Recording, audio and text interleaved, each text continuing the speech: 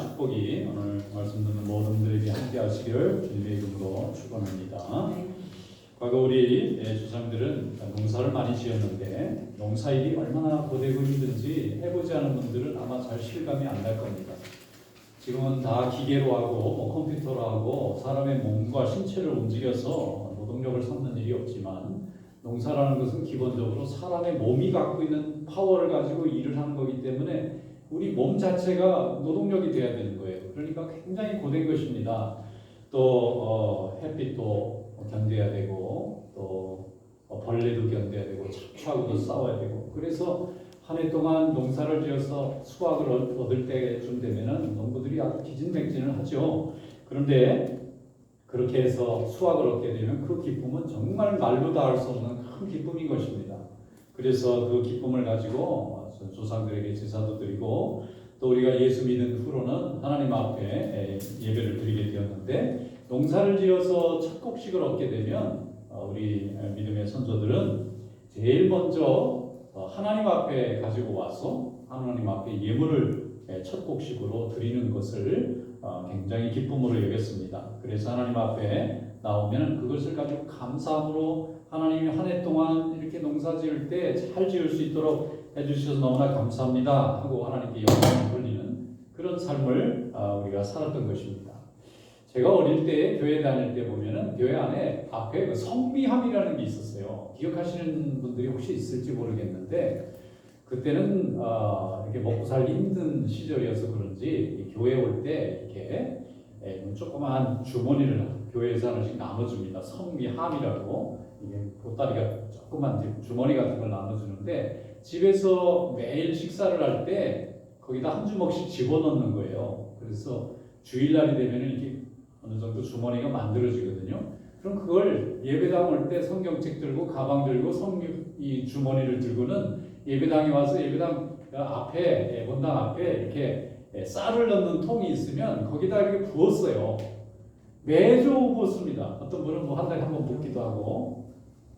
그게 뭐냐면 매일 이렇게 일용할 양식을 주신 하나님 앞에 너무나 감사합니다는 뜻으로 성미라는 게 거룩할 성자에 쌀미자를 써서 거룩한 쌀이다 이런 뜻인데, 이게 하나님 앞에 그렇게 바쳤어요. 그게 부족해서도 아니고 뭐 필요해서도 아니고 하나님이 날마다 우리에게 일용할 양식을 주신다고 하는 것을 고백하기 위해서 하나님 앞에 드렸고, 1년에 한 번씩 가장 큰 감사를 하나님 앞에 드리는 게 추수감사절이라면 매주 하나님 앞에 매일 감사드리는 그 성미를 가지고 와서 드렸던 것이 기억이 납니다. 여러분, 감사하는 인생이 된 것 하나님이 우리에게 주신 축복인 줄로 믿습니다. 날마다 감사하는 인생이 축복받은 거고 해마다 감사하는 인생이 축복받는 거예요. 감사를 할 줄 아는 인생이 복된 인생이고 감사를 할 줄 아는 민족이 복받은 민족인 줄로 믿습니다. 감사를 모르면 불행한 인생이고 감사를 모르면 불행한 민족인 거죠. 오늘 하나님께서는 이 땅에 사는 우리에게 어떻게 하면 복을 받고 어떻게 하면 행복하고 성공적인 인생을 살아갈 수 있느냐 하는 것을 감사의 방법을 통해서 가르쳐 주셨는데, 오늘 말씀 중에 여러분 은혜 받고 축복을 누리실 수 있기를 주님의 이름으로 축원합니다. 오늘 말씀 한번 읽어보겠습니다. 레위기 23장 9절부터 14절 말씀 다 같이 오늘 주신 하나님의 말씀인 줄로 믿고 함께 읽어보겠습니다. 여호와께서 모세에게 말씀하여 이르시되 이스라엘 자손에게 말하여이르라. 너희는 내가 너희에게 주는 땅에 들어가서 너희의 공부를 거둘 때에 너희의 공부의 첫 이삭 한 단을 제사장에게로 가져갈 것이고, 제사장은 너희를 위하여 그 단을 여호와 앞에 기쁘게 받으심이 되도록 흔들되 안식일 이튿날에 흔들 것이며, 너희가 그 단을 흔드는 날에 1년 되고 흠없는 순양을 여호와께 번제로 드리고, 그 소재로는 기름이 섞은 고운 가루 10분의 1 에바를 여호와께 드려 화제로 삼아 향기로운 냄새가 나게 하고, 전제로는 포도주 한 hin을 쓸 것이며, 너희는 너희 하나님께 예물을 가져오는 그날까지 떡이 떡이든지 볶은 곡식이든지 생선이든지 먹지 말지니 이는 너희가 거주하는 각처에서 제대로 지을 영원한 규례니라. 아멘. 레위기는 영어로 레비티쿠스라고 부르는데, 레위기는 이스라엘 백성들이 광야에서 하나님으로부터 받은 법입니다. 하나님께서 이스라엘 백성들에게 광야에 있을 때 큰 축복을 두 가지 주셨는데 하나는 성막, 홀리 텐트를 주셨고 또 하나는 율법, 로를 주셨어요. 이 로 워드죠. 그러니까 하나님의 법이에요. 하나님의 말씀인 이 율법을 주셨는데 이 율법은 어떻게 하면 하나님 앞에 거룩하게 살아갈 수 있느냐 하는 것을 가르쳐 주시는 말씀이고 또 다른 하나는 하나님 앞에 어떻게 예배를 드릴 것이냐 하는 것을 드리는 예배하는 방법이에요. 하나는 방법이고 하나는 장소인데 이 두 가지를 가지고 하나님 앞에 영광 돌릴 수 있도록 하나님이 이스라엘 백성들에게 복을 내려 주셨습니다. 그런데 그 중에 하나님 앞에 영광 돌리는 법 중에 하나가 감사하는 방법이었어요. 감사하는 방법을 통해서 하나님께 영광을 돌렸습니다. 약속의 땅에 지금 간 것도 아닙니다. 아직은 이스라엘 백성들이 광야에 있어요. 저들에게는 아무것도 지금 주어져 있는 땅이 없음에도 불구하고 하나님께서 이스라엘 백성들이 그 광야에 있는 동안에 하나님께서 축복을 내려주셨는데 그 첫 곡식을 얻으면 그 첫 곡식의 일부를 가져와서 제사장에게 바치고 제사장이 그 곡식을 받아서 하나님 앞에 영광을 돌릴 수 있도록 하나님이 이렇게 인도해 주신 것입니다. 왜 이스라엘 백성들이 아직 가나안 땅에 들어간 것도 아니고 또 가나안 땅에서 첫 곡식을 얻은 것도 아닌 정말 아직도 먼 미래와 같은 그 가나안 땅에 있을 때에 아직 가기도 전에 왜 이것을 가르쳐 주시냐 하느냐면은 모든 것을 주시는 분이 하나님이시라는 것을 꼭 기억해야 된다는 것입니다. 그렇지 않으면 이스라엘 백성들이 하나님이 주신 것을 생각하지 않으면 이게 나 혼자 만들었다고 생각하고 스스로 이룬 것으로 생각하고 하나님께 대한 감사를 잃어버리기 때문에 그들이 축복받는 인생이 될 수 없다고 생각한 것입니다. 첫 곡식을 얻어서 첫 수확을 하나님께 가져오는 날에는 오늘 말씀해 보면은 이 첫 곡식과 함께 드리는 제물이 번제가 있고 요제가 있고 소제가 있고 전제가 있습니다. 곡식을 바칠 때에 모든 종류의 제사를 한꺼번에 다 바치도록 되어 있었는데 번제는 뭔가 하면은 번트 오퍼링입니다. 태워서 바치는 제물을 태워서 하나님 앞에 바치는 번트 오퍼링이고 요제라는 게 있어요. 요제는 흔들어서 바치는 오퍼링입니다. 이게 웨이브 오퍼링이라는 거예요. 그 다음에 소제라는 것은 곡식으로 드리는 제사입니다. 이거는 그레인 오퍼링이에요. 그 다음에 마지막에 전제가 있는데 이것은 포도주로 바치는 제사가 전제입니다. 이 드링크 오퍼링이에요. 첫 곡식을 하나님 앞에 드릴 때에 하나님 앞에 드리는 이 은혜가 너무 감사해서 하나의 제사만 드리는 것이 아니라 네 가지 모든 제사를 다 드리는 거예요. 번트 오퍼링도 드리고 그 다음에 웨이브 오퍼링도 드리고 그 다음에 그레인 오퍼링도 드리고 드링크 오퍼링도 드리고 번제, 요제, 소제, 전제 이 네 가지 모든 제사를 한꺼번에 다 드려야 되는 이유는 그 바치는 추수감사의 예배가 너무나 귀하고 큰 것이기 때문에 이스라엘 백성들에게 모든 예배를 다 드리도록 그렇게 하나님이 만드신 겁니다. 첫 곡식에 대한 감사를 할 줄 알아야 1년 동안 하나님 베푸신 은혜에 대한 감사를 할 수 있고 날마다 하나님 앞에서 우리가 받은 것에 대한 감사를 드릴 수 있는 겁니다. 그러니까 보통 제사는 그냥 번제 하나만 드리게 돼 있는데 첫 곡식을 드리는 이 감사에 있어서는 번제도 드리고 소제도 드리고 그 다음에 요제도 드리고 그리고 전제도 드렸어요. 이 요제라고 하는 것은 쉽게 만들면 이렇게 제물을 들어가지고 하나님 앞에 높이 들어서 흔들어주는 예배고요. 전제라고 하는 것은 그 위에 포도주를 부어서 그 제사를 향이 온 곳에 다 퍼지도록 하나님이 만드시는 그런 제사가 바로 요제라고 할 수가 있습니다. 그리고 소제라는 것은 곡식을 갈아가지고 하나님 앞에 드리는 제사입니다. 그러니까 번제, 요제, 소제, 전제를 다 같이 첫 곡식을 드리는 예배 때는 드리게 되는데 왜 이렇게 모든 예배를 다 봉헌해야 되느냐면 하나님이 한 해 동안 베풀으신 은혜에 대한 감사를 드릴 때는 모든 것을 우리가 다 해서 하나님 앞에 드려야 되기 때문에 그렇게 명령하신 것입니다. 14절 말씀에 보면 이렇게 되어 있어요. 너희는 너희 하나님께 예물을 가져오는 그날에는 떡이든지 볶은 곡식이든지 생일삭이든지 먹지 말지니 이는 너희가 거주하는 각처에서 대대로 지킬 영원한 규례니라. 하나님 앞에 와서 예배드리고 주님께 감사의 영광을 돌리기 전에는 아무것도 먹지 말라는 거예요. 그걸 먼저 먹어서는 안 된다는 거예요. 하나님께 먼저 바치고 그리고 나서 하나님이 기쁘게 받으신 후에는 우리가 먹을 수 있는 건데, 이것은 앞으로 오고 오는 세대들에게도 계속 가르치라는 거예요.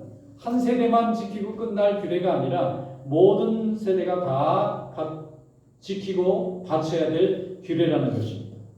과거에 우리나라의 전통에 의하면은 이 집에 이렇게 어른들이 식사를 할 때 가장 어른이 먼저 식사를 해야 모두가 다 시작하잖아요. 그와 같이 이스라엘도 같은 전통이 있었던 것 같아요. 그래서 하나님 앞에 드리고 나서야 제사장들이 먹고, 제사장이 먹은 다음에 백성들이 먹고, 이렇게 먹으면서 하나님 앞에 날마다 감사하는 것을 몸으로, 절기로, 예배로, 또 모든 행동으로 연습하고 훈련하면서 하나님 앞에 예배하게 되었을 때 그 민족이 복을 받은 것입니다. 여러분, 감사라는 것도 거저되는 것이 아닙니다. 아무렇게 감사한 마음이 일어나는 것이 아니라 감사의 훈련이 되어야 됩니다. 감사가 습관이 되어야 됩니다. 감사가 철학이 되어야 됩니다. 그렇지 않으면 감사가 억지로 되지 않습니다. 무엇이든지 감사하고 기뻐하고 헌신하는 것도 훈련하고 연습하고 노력하면서 감사를 표현하는 삶이 이루어져야 되는 것입니다. 본능적으로는, 우리의 본성으로는 매우 이기적이기 때문에 남에게 감사하려고 하지 않습니다. 그러나 하나님 앞에 받은 것을 이해하고 그 감사를 표현함으로 인해서 복을 받고, 그 감사로 인해서 하나님 앞에 우리가 축복받는 것을 날마다 경험하는 이 훈련을 통해서 우리는 하나님 앞에 감사하는 자가 되는 것입니다. 한 해 동안 모든 것을 주신 하나님께 감사를 드리는 것이 모든 감사의 훈련의 출발입니다.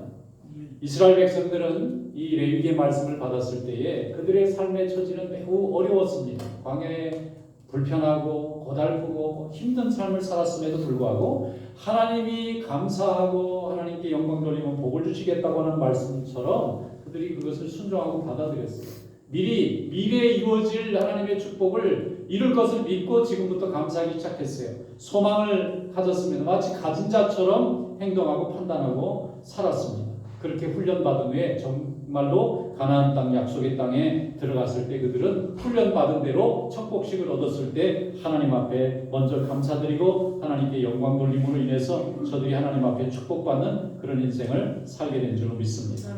그래서 감사는 살아있는 동안 우리가 하나님 앞에 반드시 해야 할 성도로서의 아름다운 자세고 헌신인 줄로 믿습니다. 우리가 많은 은혜를 날마다 경험하면서 삽니다.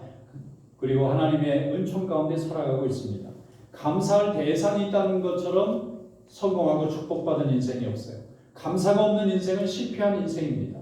부모와 자녀와 형제와 성도들을 하나님이 우리에게 주셨어요. 이것을 감사하는 삶이 참 감사합니다.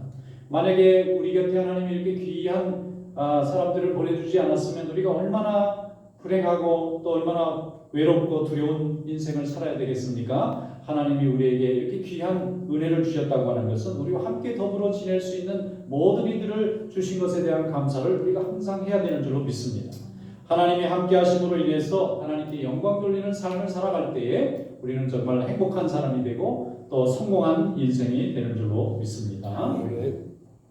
한 번은 건강을 잃은 분이 치료를 받고 회복이 되었는데 그분이 하는 얘기예요. 한번 아프고 나니까 이 건강이 얼마나 중요한지를 알았다는 거예요. 그전에는 건강은 누구나 다 있는 줄로 생각하고 나도 당연히 있어야 되는 걸로 생각했는데 이 당연한 게 안 당연하다는 걸 알게 된 거예요. 수술하고 누워있는데 몸도 꼼짝할 수 없으니까 먹을 수도 없죠.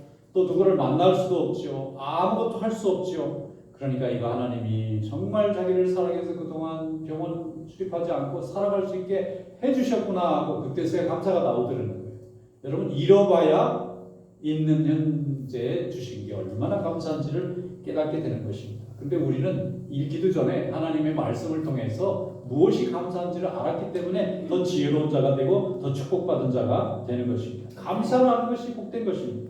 시편 103편 2절로 4절에 말씀하기를 내 영혼아 여호와를 송축하며 그의 모든 은택을 잊지 말지어다. 그가 내 모든 죄악을 사하시며 내 모든 병을 고치시며 내 생명을 파멸해서 속량하시고 인자와 긍휼로 관을 씌우시며 좋은 것으로 내 소원을 만족하게 하사 내 청춘을 독수리같이 새롭게 하시는도다 하고 말씀했습니다.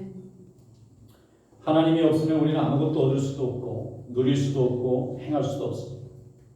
그것을 잊지 않는 것만으로도 우리는 성공한 인생, 행복한 인생이 되는 것입니다. 제가 처음 목사 안수를 받을 때 저하고 같이 이렇게 신학교에서 공부했던 목사님이 한 분 계세요. 저랑 나이도 같으신 분인데 이분이 한 번은 전화가 왔는데 교통사고가 나서 지금 중환자실에 의식이 없다는 거예요. 그래가지고 온 교인들이 기도하고 난리가 났어요. 그래서 제가 이제 가봤어요. 가는데 무사히 이제 수술이 잘 끝나고 회복실로 왔더라고요. 너무 안타깝잖아요. 저하고 오랫동안 같이 학교 기숙사에서 공부를 하고 각자 자기 임지로 가서 지금 인턴십을 하면서 이제 목사님 안수를 받고 이제 목회를 시작하시는 분인데 젊은 목사님인데 교통사고가 나가지고 지금 뭐 심한 부상을 입고 지금 수술을 해야 사는 정도가 돼서 이제 다행히 좋은 이제 의사를 만나서 수술이 잘 됐어요.